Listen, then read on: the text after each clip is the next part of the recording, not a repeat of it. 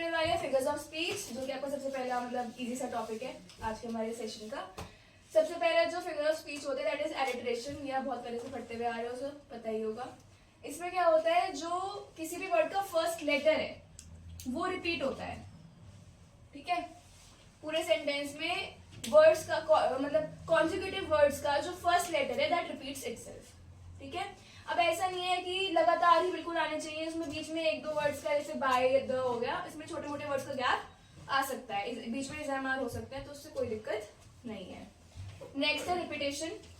इसमें तो केवल एक लेटर रिपीट होता है, लेकिन जब आप रिपीटेशन की बात करते हो तो उसमें पूरा फ्रेज रिपीट होता है। मतलब या तो एक वर्ड रिपीट होगा या फिर दो तीन वर्ड्स एक साथ रिपीट होंगे बार बार।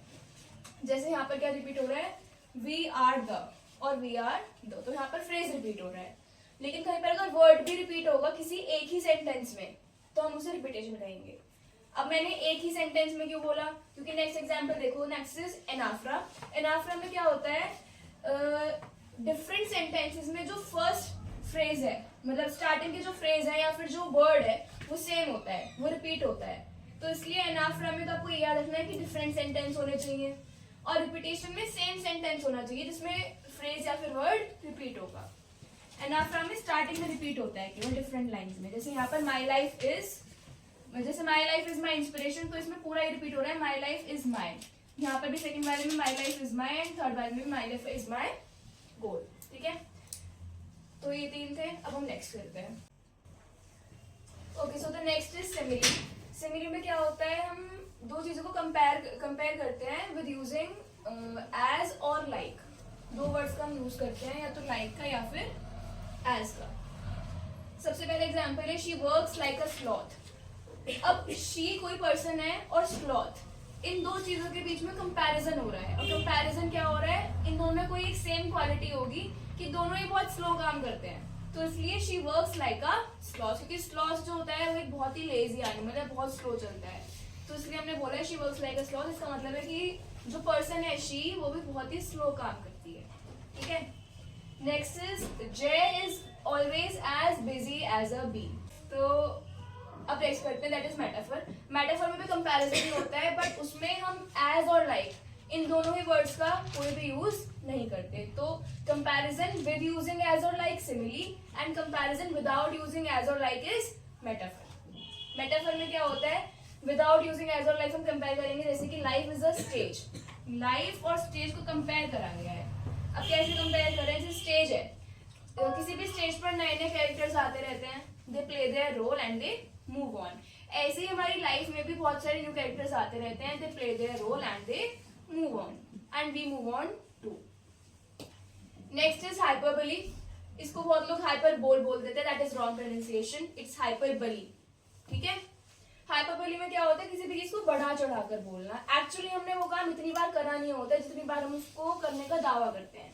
For example, I have told you this thing 1000 times. हम एक्चुअली किसी को कोई चीज 1000 बार थोड़ी ना बताते हैं, लेकिन हमने बहुत बार बताई हुई होती है, तो इसलिए हम उसको बताने के लिए कि मैंने तुम्हें बहुत बार बताया, इस चीज को एम्फसाइज करने के लिए हम उसको ऐसा बोल देते हैं कि I have told you this thing 1000 times, मैंने तुमसे 1000 बार ये कहा है, ठीक है। और इसका एक बहुत कॉमन एग्जांपल है, that is thanks a ton. हम मतलब नॉर्मली किसी को भी बोल देते हैं थैंक्स अ टन। अब एक्चुअली हम उसको टन बार थैंक्स थोड़ी बोलते हैं, या टन जितना थैंक्स थोड़ी ना बोलते हैं, ठीक है। तो it is just a way of expression. अब नेक्स्ट करते हैं। Okay, so next is personification, जो कि बहुत ही एक frequently used figure of speech है। इसका मतलब भी कब यूज होता है, जहाँ पर एक लिविंग और एक नॉन लिविंग थिंग के बीच में कंपैरिजन होता है, उनकी कैरेक्टरिस्टिक्स को कुछ मिलाने की कोशिश की जाती है। For example, the flowers are dancing in the rain. अब फ्लावर्स एक्चुअली तो डांस कर नहीं सकते, डांस कौन करता है, लिविंग बींग्स, ह्यूमन बींग्स, है ना, हम डांस करते हैं। तो फ्लावर्स क्या एक्चुअली डांस कर रहे हैं, नहीं। जैसे रेन होती है ना, तो रेन के साथ मोस्ट ऑफ द टाइम हवाएं भी चलती है, विंड्स भी ब्लो होती हैं, तो फ्लावर्स जो है लहरा रहे होते हैं, तो वो हमें ऐसा लगता है कि they are dancing in the rain. तो it is again a way of expression, जो हम ऐसे बोल देते हैं that the flowers are dancing in the rain, but वो एक्चुअली डांस नहीं कर रहे होते हैं, they are just moving with the wind, जिसको हम बोलते हैं दे आर डांसिंग। और डांसिंग एक ह्यूमन कैरेक्टरिस्टिक है, तो ह्यूमन कैरेक्टरिस्टिक्स को नॉन लिविंग थिंग के साथ रिलेट करना, दैट इज पर्सोनिफिकेशन, ठीक है। एज अ पर्सन ट्रीट करना। Next is ओनोमेटोपोइया। ओनोमेटोपोइया is again very frequently used. इसमें क्या होता है, हम साउंड्स की बात करते हैं, कहीं पर भी अगर किसी भी साउंड की तुम्हें एक्सप्रेशन लगेगा कि हाँ ये तो साउंड है ऑफ कोर्स, तो वहां पर ओनोमेटोपोइया होगा। जैसे for example the lion roared, तो रोड करना लायन की साउंड होती है ना, तो इसलिए यहाँ पर ओनोमेटोपोइया आया है। एक और एग्जांपल हो सकता है एनिमल की फॉर्म में, द बी बज्ड है ना, या द बी इज बजिंग, तो बजिंग जो वर्ड हो गया दैट इज ओनोमेटोपोइया। नेक्स्ट है a loud crack came from the ice. Crack, यहाँ पर स्पेलिंग रॉन्ग हो गई, क्रैक, ठीक है। A loud crack came from the ice, ठीक है। क्रैक होता है और स्मैश भी होता है, ठीक है। Next is oxymoron. ऑक्सीमोरॉन में दो अपोजिट वर्ड्स एक साथ यूज होते हैं to give a new idea, ठीक है। For example it was an open secret. अब कोई चीज सीक्रेट भी है और ओपन भी है, ये कैसे पॉसिबल है? और हमने बोला है कि it is an open secret, इसका मतलब है कि एक्चुअली सीक्रेट था, सबको पता है, लेकिन ओपनली मतलब कि है तो सीक्रेट, सबको पता है लेकिन कोई बोलेगा नहीं, तो it is an open secret, ठीक है। So that was all. अब हम नेक्स्ट टॉपिक स्टार्ट करते हैं, ठीक है। Okay, so the next topic is active and passive voice. सबसे पहले एक्टिव की स्ट्रक्चर देखते हैं कि एक्टिव वॉइस में सेंटेंस की स्ट्रक्चर क्या होती है। सबसे पहले we write the subject, then the verb and then the object. जो बेसिक सेंटेंस स्ट्रक्चर होती है वही होती है एक्टिव में। पैसिव में क्या हो जाता है, जो ऑब्जेक्ट है it takes the place of the subject, ठीक है, जिसको हम न्यू सब्जेक्ट भी बोल देते हैं। एंड जो सब्जेक्ट है it takes the place of the object followed by the word by, जिसको हम न्यू ऑब्जेक्ट भी बोल देते हैं। और जो वर्ब है उसकी प्लेस सेम रहती है लेकिन उसकी फॉर्म चेंज हो जाती है। अब वो चेंज कैसे होगी वो हम आगे पढ़ेंगे। अभी एग्जाम्पल देखते हैं, एक मदर कुक्स फूड। यहाँ पर जो मदर है it is the subject, कुक्स is the verb and food is the object. Passive voice में क्या हुआ, अब ये जो फूड है यहाँ पर ये ऑब्जेक्ट है, लेकिन पैसिव वॉइस में वो सब्जेक्ट बन गया, राइट। जो मदर थी यहाँ पर सब्जेक्ट था, यहाँ पर ये क्या बन गया, object followed by the word bye.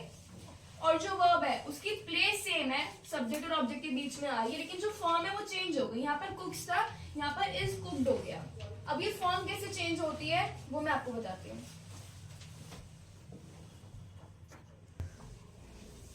Okay, now let's see the tense change. Active में अगर कोई सेंटेंस सिंपल प्रेजेंट में है, तो पैसिव में मतलब जो केवल वर्ब है अगर सिंपल प्रेजेंट में है, तो पैसिव में क्या होगा, इज एम आर लगेगा according to the new subject. जो पहले वाले सेंटेंस का ऑब्जेक्ट है, जो कि अब पैसिव में आके न्यू सब्जेक्ट बना है, उसके according is am are use होंगे, इनमें से कोई एक, प्लस वर्ब की थर्ड फॉर्म। और आप देखोगे ना तो वर्ब की थर्ड फॉर्म तो सब में ही है, जो चेंज है वो केवल हेल्पिंग वर्ब का है सब में। तो पैसिव वॉइस में हमेशा वर्ब की थर्ड फॉर्म यूज होनी है, बस जो चेंज आएगा वो केवल और केवल हेल्पिंग वर्ब में आएगा अकॉर्डिंग टू द टेंस। तो सिंपल प्रेजेंट में इज एम आर यूज होंगे एज हेल्पिंग वर्ब, वर्ब की थर्ड फॉर्म के साथ। प्रेजेंट कॉन्टिन्यूअस में इज एम आर ही यूज होंगे, साथ में बीइंग आ जाएगा एंड देन अगेन वर्ब की थर्ड फॉर्म। प्रेजेंट परफेक्ट में हैज हैव हेल्पिंग वर्ब्स होती हैं, तो उन्हीं के साथ में plus being and then verb की third form. And present perfect continuous में देयर इज नो चेंज, यानी कि हम कोई भी अगर सेंटेंस प्रेजेंट परफेक्ट कॉन्टिन्यूअस में है तो हम उसको पैसिव में चेंज नहीं कर सकते। Now let's come to the past. Simple past में अगर कोई सेंटेंस है तो वो वॉज वर प्लस वर्ब की थर्ड फॉर्म में चेंज हो जाएगा। नेक्स्ट है पास्ट कॉन्टिन्यूअस में, पास्ट कॉन्टिन्यूअस में was were plus being and then again verb की थर्ड फॉर्म। पास्ट परफेक्ट में हैड केवल सिंगल ही एक हेल्पिंग वर्ब होती है, had, unlike present perfect. Present perfect में हैज और हैव दोनों होती है, हैज भी use with singular and have भी यूज विद प्लूरल। लेकिन पास्ट में ऐसा कुछ नहीं होता, हैड ही होता है, एक ही हेल्पिंग वर्ब होती है, सबके साथ सेम यूज होगा, plus been and then verb की थर्ड फॉर्म। नेक्स्ट है पास्ट परफेक्ट कॉन्टिन्यूअस, इसमें again there is no change possible. Future पे आते हैं। सिंपल फ्यूचर में will, shall plus be and then again verb की थर्ड फॉर्म। फ्यूचर कॉन्टिन्यूअस में there is no change possible. Future perfect में देखें तो will shall plus have then been and then verb की थर्ड फॉर्म। आप देखो किसी के भी परफेक्ट में जितने भी परफेक्ट हैं उन सब में बीन आ रहा है वर्ब की मतलब हेल्पिंग वर्ब के साथ plus been and then verb की थर्ड फॉर्म। तो ये मतलब आप सब एक जनरल रूल निकालोगे ना तो लर्न करने के लिए इजी रहेगा। जैसे सिंपल प्रेजेंट में हेल्पिंग वर्ब जो कॉमनली यूज होती है प्रेजेंट में वर्ब की थर्ड फॉर्म, ऐसे ही सिंपल पास्ट में जो हेल्पिंग वर्ब यूज होती है प्लस वर्ब की थर्ड फॉर्म। कॉन्टिन्यूअस में अगर देखें कॉन्टिन्यूअस में तो जो हेल्पिंग वर्ब यूज होती है वही और साथ में बीइंग, और ऐसे ही पास्ट कॉन्टिन्यूअस में भी बीइंग, ठीक है। एंड फ्यूचर में there is no change for continuous. Perfect का मैंने बता ही दिया एंड परफेक्ट कॉन्टिन्यूअस के लिए there is no change. Okay, so I hope this was clear. Active passive में बस इतना ही होता है। अब सेंटेंसेस की अगर हम प्रैक्टिस करेंगे तो और अच्छे से आ जाएगा। तो एक बार कुछ सेंटेंसेस देख लेते हैं। ओके, सो लेट अस सी सम एग्जांपल्स नाउ। सबसे पहले है मदर इज कुकिंग फूड। तो सबसे पहले जो आपको काम करना है you have to identify the tense, ठीक है। मदर इज कुकिंग फूड, तो ये कौन सा टेंस हो गया बताओ, कौन सा टेंस है? हैंड रेज कर लो, किसी को तो पता होगा, बताओ। प्रेजेंट कॉन्टिन्यूअस, राइट, क्योंकि यहाँ पर हेल्पिंग वर्ब आ रही है प्लस वर्ब के साथ आईएनजी फॉर्म लगी हुई है एंड इस जो हेल्पिंग वर्ब है वो प्रेजेंट में आती है तो it is present continuous. Present continuous के रूल के अकॉर्डिंग हम इसकी वर्ब को चेंज करेंगे, लेकिन जो सब्जेक्ट का ऑब्जेक्ट और ऑब्जेक्ट टू सब्जेक्ट की शफलिंग है वो सेम रहती है। तो सबसे पहले जो फूड है दैट इज द ऑब्जेक्ट, उसको हम सब्जेक्ट बना देंगे, तो फूड। अब प्रेजेंट कॉन्टिन्यूअस का मैंने क्या रूल बताया था, जो न्यू सब्जेक्ट है उसके अकॉर्डिंग हेल्पिंग वर्ब यूज होगी, साथ में बीइंग आएगा, बीआईएनजी वाला बीइंग, एंड वर्ब की थर्ड फॉर्म आएगी। तो सबसे पहले तो हम हेल्पिंग वर्ब लगाएंगे फूड, फूड सिंगुलर है तो यहाँ पर इज आ जाएगा अगेन। यहाँ पर हेल्पिंग वर्ब सेम आ भी सकती है और नहीं भी आ सकती है, ठीक है। तो आपको ये नहीं मतलब कई बच्चे क्या कर लेते हैं कि यहाँ पर जो हेल्पिंग वर्ब है ना वही यूज होगी, नहीं वो यूज नहीं होती है। जो न्यू सब्जेक्ट आता है उसके अकॉर्डिंग वर्ब यूज हो सकती है, मतलब होगी, और बाय चांस वो सेम हो जाए तो बात अलग है, लेकिन वो हमेशा सेम नहीं होती है। जैसे यहाँ पर सेम हो रही है लेकिन हमेशा सेम नहीं होगी, ठीक है। So food is being, cook की थर्ड फॉर्म इज कुक्ड, फिर हमें यूज करना था वर्ड बाय, एंड देन जो पहले सब्जेक्ट में सब्जेक्ट था वो यहाँ पर ऑब्जेक्ट बन जाएगा बाय मदर। क्लियर? और ये जो मैंने आपको सेंटेंस फॉर्मेशन बताई that was for assertive. Assertive को हम एफर्मेटिव बोल देते हैं, ठीक है। नेक्स्ट जो सेंटेंस फॉर्मेशन है वो है नेगेटिव के लिए, ठीक है। प्रेजेंट कॉन्टिन्यूअस टेंस के ही नेगेटिव फॉर्म के लिए यहाँ पर लिखा होगा mother is not cooking food. Not आ गया तो मतलब नेगेटिव हो गया। अब इसको चेंज करते हैं। सबसे पहले तो अगेन सेम स्टेप, सबसे पहले ऑब्जेक्ट का सब्जेक्ट बनाना है फूड, जो हेल्पिंग वर्ब यूज होंगे न्यू सब्जेक्ट अकॉर्डिंग इज, उसके बाद हम नॉट इंसर्ट कर देंगे, इज नॉट, बाकी सारा same, not being cooked by the mother, same आ जाएगा, being cooked by mother, right, clear. अब थर्ड देखते हैं, third is interrogative form. Interrogative मतलब जिसमें आप क्वेश्चन पूछते हो किसी से, ठीक है। तो इज मदर कुकिंग फूड, क्या मदर फूड कुक कर रही है, इसका पैसिव में देखते हैं।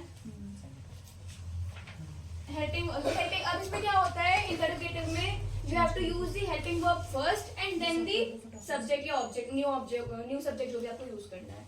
यहाँ पर मदर है, हम चेंज करेंगे तो फूड आ जाएगा, तो फूड यूज कर लो।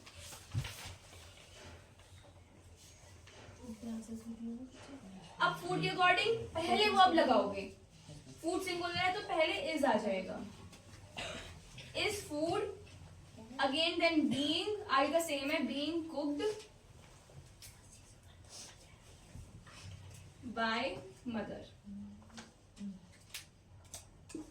बस आपको ये चेंज करना है कि यहाँ पर तो food is being cooked by mother था, यहाँ पर इज पहले आ जाएगा और फूड बाद में आ जाएगा इंटरोगेटिव में, बाकी सारा सेम रहता है, एंड एंड में question mark not full stop, ठीक है, क्लियर। अब नेगेटिव इंटेरोगेटिव देखते हैं। इंटेरोगेटिव में negative form, is mother not cooking food, ठीक है। अब यहाँ पर भी सेम रहता है जैसे नेगेटिव में था, बस सब्जेक्ट और वर्ब की पोजीशन इंटरचेंज हो जाएगी। तो इज यहाँ पर क्या था हमारा नेगेटिव सेंटेंस में, food is not being cooked by mother, यहाँ पर हम इज इधर कर देंगे, फूड इधर कर देंगे, बाकी सारा सेम। तो is food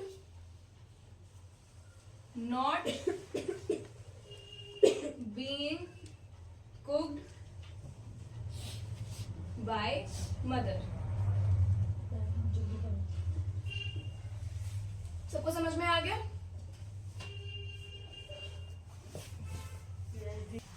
okay, so here is the thing, जो इंटरोगेटिव फॉर्म ऑफ सेंटेंस होता है उसमें भी दो फॉर्म होती हैं। एक तो वो जो हेल्पिंग वर्ब से क्वेश्चन स्टार्ट होते हैं, और एक वो जो WH फैमिली वर्ड्स जो होते हैं, जैसे हु, व्हाट, हुम, हाउ, इनसे स्टार्ट होते हैं। तो जो भी मैंने आपको बताया पहले, इट वाज मतलब जो हेल्पिंग वर्ब से स्टार्ट होता है। अब हम WH वाली भी देख लेते हैं, कई बार आ जाते हैं एग्जाम में। जैसे हु इज कुकिंग फूड, इसको जब आप चेंज करोगे तो उसको चेंज करने के 2 वेज हैं। एक तो सबसे पहले हु जो है वो हुम में चेंज हो जाता है, ठीक है? कैसे होता है? और इसमें बाय को यूज करने के भी 2 वेज हैं, मैं आपको दोनों बताती हूँ। सबसे पहले है by whom is food being cooked, and then question mark. Second है food is being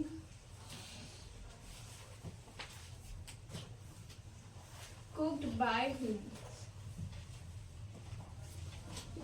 So you can do it both ways. या तो आप ऐसे भी कर सकते हो या ऐसे भी कर सकते हो, दोनों सही है। आप चाहे by whom को पहले लगाओ, चाहे by whom को बाद में लगाओ। By whom is food being cooked and food is being cooked by whom, दोनों ही सही है। समझ में आए कैसे करने वाली सेंटेंसेस? मैं आपको एक खुद करने के लिए देती हूँ as a homework.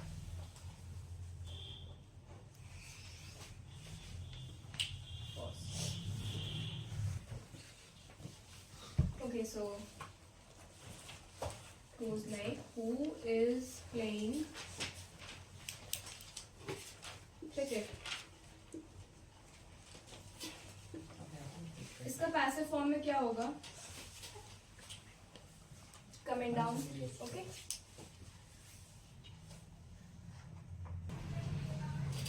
Okay, so एक और स्पेशल केस आता है इन सेंटेंसेस में, सेंटेंसेस विद डबल ऑब्जेक्ट्स। ऐसे सेंटेंसेस जिनमें 2 ऑब्जेक्ट होते हैं। Example, he gave me a gift, होता सेम है, बस बच्चे कंफ्यूज जाते हैं, पता नहीं क्यों। लेट्स सी, इसमें क्या होगा? जो बाद वाला ऑब्जेक्ट है that will be our subject, बस आपको ये याद रखना है, ठीक है? So it will be like a gift. Now the sentence is in simple past क्योंकि verb की थर्ड फॉर्म यूज, verb की सेकंड फॉर्म यूज हो रही है give, right? तो past में क्या हो जाता है? was were यूज होते हैं according to the new subject। new subject है यहाँ पर a gift यानी कि सिंगुलर है तो was आएगा। a gift was, verb की थर्ड फॉर्म फिर अगेन यूज होगी was given।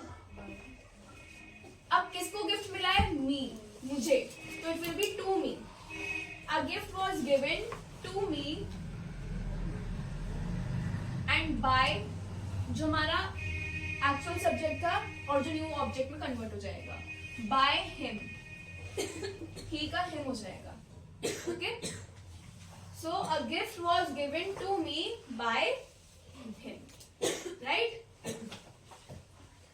जिसके साथ चीज हो रही होती है वो तो आएगा to में। तो गिफ्ट किसको मिला था? मी को, तो टू मी। किसने किया था वो काम? किसने गिफ्ट दिया था? ही, तो बाय के साथ हिम आ जाएगा, जो डूअर है, ठीक है? जिसके साथ हो रहा है वो टू के साथ, जिसने किया ही, वो बाय के साथ। समझ में आ गया?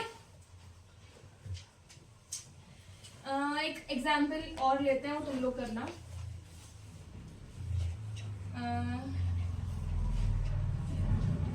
Rohan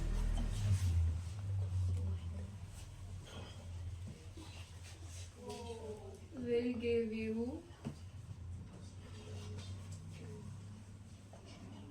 some advice, okay? And you guys comment down the answer, right?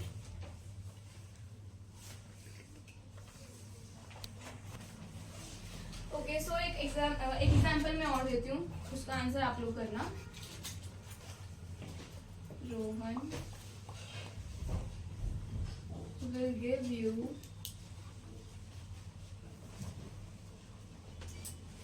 some advice.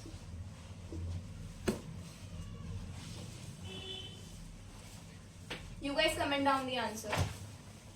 तुम लोग चेक कराओ फटाफट. Lolly.